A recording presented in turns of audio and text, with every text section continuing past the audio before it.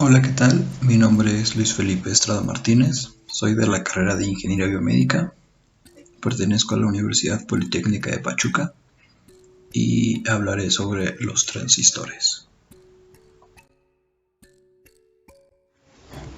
Primero que nada, es importante definir qué es un transistor. Un transistor es un dispositivo electrónico en estado sólido cuyo principio de funcionamiento se basa en la física de los semiconductores. En general, permite el control y la regulación de una corriente grande mediante una señal muy pequeña.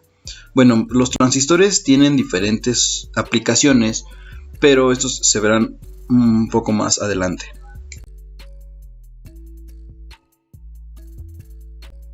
Como acabamos de mencionar, los transistores funcionan bajo el principio de funcionamiento de los semiconductores, y para esto es importante definir qué es un semiconductor. Un semiconductor es un elemento que se comporta como un conductor o como un aislante dependiendo de diversos factores, por ejemplo, el campo eléctrico o magnético, la presión, la radiación que le incide o la temperatura del ambiente en el que se encuentre.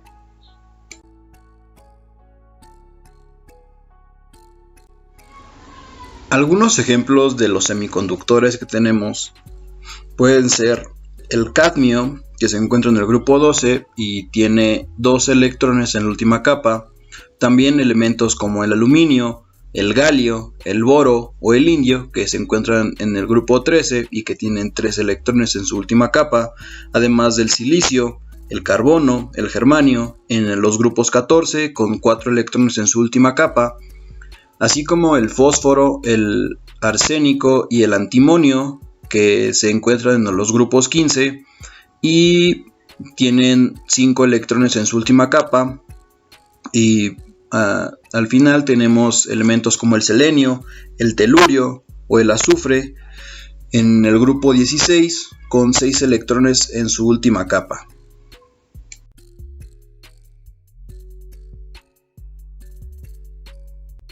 Podemos dividir a los semiconductores en dos tipos, los intrínsecos y los extrínsecos. Se dice que un semiconductor es intrínseco cuando se encuentra en estado puro, o sea, que no contiene ninguna impureza ni átomos de otro tipo dentro de su estructura. Un semiconductor extrínseco es cuando a un semiconductor intrínseco se le añade un pequeño porcentaje de impurezas, es decir, elementos trivalentes o pentavalentes. Es aquí cuando se conoce como dopaje. Cuando un semiconductor intrínseco se dopa, se convierte automáticamente en un semiconductor extrínseco.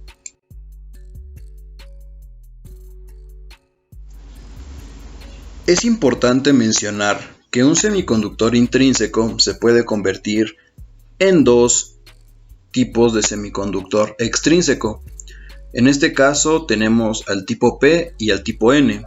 Y bueno, un semiconductor tipo P se obtiene llevando a cabo un proceso dopado, añadiendo un cierto tipo de átomos al semiconductor para poder aumentar el número de portadores de carga libres, en este caso positivos o huecos. Ahora, un semiconductor tipo N se obtiene llevando a cabo un mismo proceso dopado, añadiendo un cierto tipo de átomos al semiconductor para poder aumentar el número de portadores de carga libres, en este caso negativos o electrones. De aquí el nombre de semiconductor tipo P o semiconductor tipo N. P porque se le agregan huecos o positivos, y N porque se agregan negativos o electrones. Ahora que está un poco explicado el tema de los semiconductores, regresemos a los transistores. Generalmente se dividen los transistores en dos tipos: los transistores de unión bipolar, BJT por sus siglas en inglés, Bipolar Junction Transistor, o los transistores de efecto de campo, FET por sus siglas en inglés, Field Effect Transistor.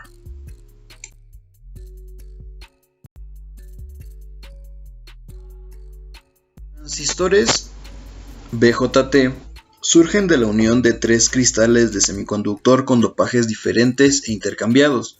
Se pueden tener por tanto transistores PNP o NPN.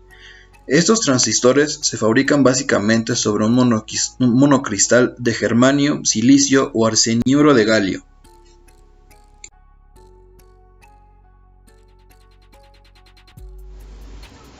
El transistor BJT consta de un sustrato, usualmente de silicio, y 3 partes dopadas artificialmente, contaminadas con materiales específicos en cantidades específicas, que forman 2 uniones bipolares: el emisor, que emite portadores, el colector, que los recibe o recolecta, y la tercera, que está intercalada entre las 2 primeras, modula el paso de dichos portadores, la base.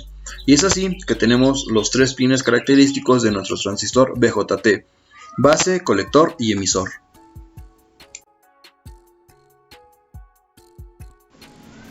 Como se acaba de mencionar, sobre el sustrato de cristal se contaminan en forma muy controlada 3 zonas, 2 de las cuales son del mismo tipo, NPN o PNP, quedando formadas 2 uniones, NP. La zona N con elementos donantes de electrones, cargas negativas, y la zona P de aceptadores o huecos, o sea, cargas positivas. Normalmente se utilizan como elementos aceptadores P al indio, aluminio o galio y donantes N al arsénico o fósforo.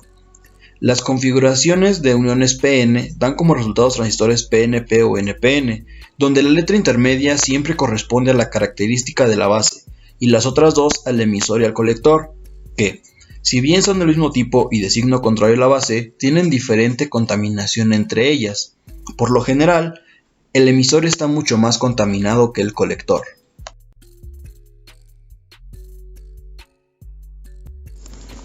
Hay que mencionar que el transistor tiene 3 zonas de trabajo: la de corte, la de saturación y la activa.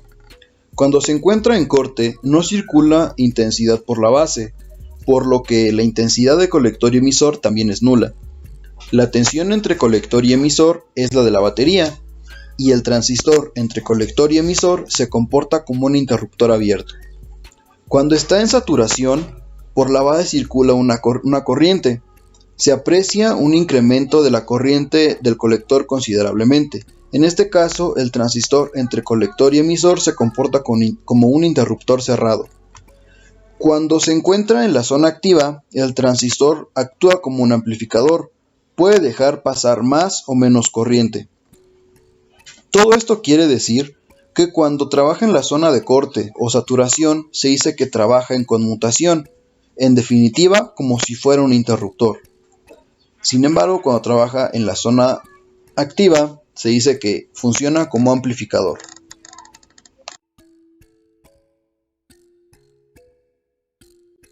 Ahora hablaremos de las configuraciones que puede tener el transistor. Y estas son 3: emisor común, base común y colector común. Cuando el transistor se encuentra con un emisor común, la señal se le aplica a la base del transistor y se extrae por el colector. El emisor se conecta a las masas tanto de la señal de la entrada como a la de la salida. En esta configuración se tiene una ganancia tanto de tensión como de corriente, así como una alta impedancia de entrada. Cuando tenemos la configuración de base común, la señal se aplica al emisor del transistor y se extrae por el colector. La base se conecta a las masas tanto de la señal de entrada como a la de salida. En esta configuración se tiene ganancia solo de tensión. Por último, la configuración de colector común, la señal se aplica a la base del transistor y se extrae por el emisor. El colector se conecta a las masas tanto de la señal de entrada como a la de salida. Y en esta configuración se tiene ganancia de corriente, pero no de tensión, que es ligeramente inferior a la unidad.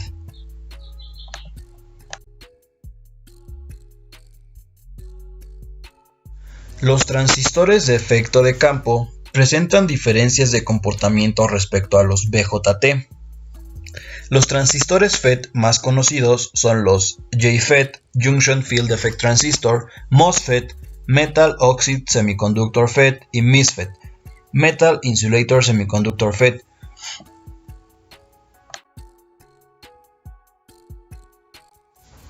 Algunas diferencias de las que presentan los transistores FET en contra de los BJT es las terminales que tiene, ya que aquí la puerta o gate es la equivalente a la base del BJT y que regula el paso de corriente por las otras 2 terminales, llamadas drenador, drain y fuente source.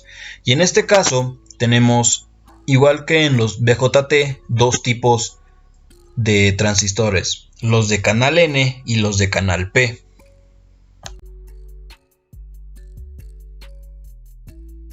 El transistor cumple con funciones de amplificación, oscilación, conmutación o rectificación. Como amplificación, debido a que puede amplificar señales de entrada.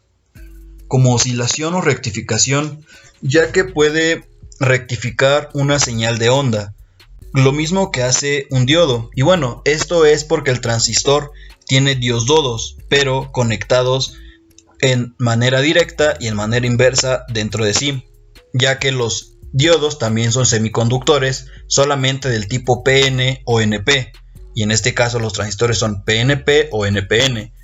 Y como conmutación ya se explicó también brevemente, ya que puede funcionar como un interruptor abierto o como uno cerrado. Una vez explicada brevemente el funcionamiento de un transistor, podemos observar que sus aplicaciones son muy extensas. Aquí solo se muestran unos pocos ejemplos. Tal es el caso del horno de microondas, del radio, del televisor o de la grabadora. Esto es porque gracias al transistor se pueden amplificar señales muy débiles como las de radio y hacerlas más notables, por ejemplo, para el oído del ser humano. Como antes mencioné, el transistor tiene una gran utilidad en el mundo en general y la biomédica no se queda atrás, debido a que el transistor es utilizado en diferentes equipos biomédicos, los cuales pueden ser, por ejemplo, el arco en C, el tomógrafo o el ecógrafo, debido a que estos equipos de imagenología toman señales muy pequeñas y las amplifican para que podamos visualizarlas en un monitor, por ejemplo.